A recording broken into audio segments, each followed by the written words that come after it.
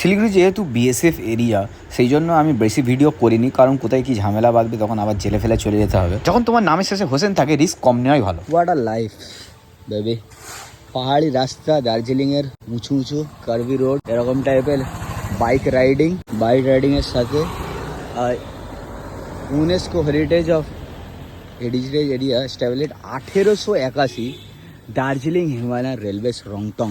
আর আমাদের সাথে দুটো, যেহেতু আমার সাথে আমার একটা তো আছে হিরো এক্সট্রিম, একটা আছে এন্টর্ক জায়গা। এটা হচ্ছে তোমার রংটং, দেখতে পাচ্ছ। টিকিটের চার্ট ফাটও দেখা আছে, স্টাইলের তোমার টিকিট কেটে দার্জিলিং হিমালয়ান রেলওয়েজে। আর এখানে আছে কিছু লেখা, ঠিক আছে।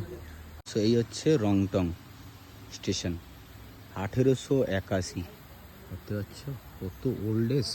আর ফিট যদি অল্টিটিউড দেখতে চাও, 1404 ফিট উচ্চতা। আর যেহেতু জায়গাটা খুবই সুন্দর, অনেকগুলো আমরা পিকচার তুললাম।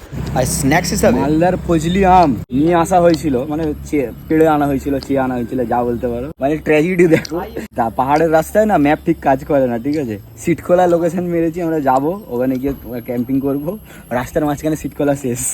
ফের আবার এখন একটা অন্য লোককে জিজ্ঞেস করেছি, বললো সিটখোলা তো এখান থেকে আর 6 কিলোমিটার হবে। চলো, এটাই লাইফের মজা। লোকেশন হচ্ছে পুরো কি এগুলো বুঝতে পারছো, সব চা পাতা বাগান। দেখো চা বাগানের মাঝখানে ওইদিকে চা বাগান, আর খাওয়া হবে ফজলি আম। ট্রাই করি কিরম বললো, তো লোকটা তো বললো বহুত মিষ্টি আছে।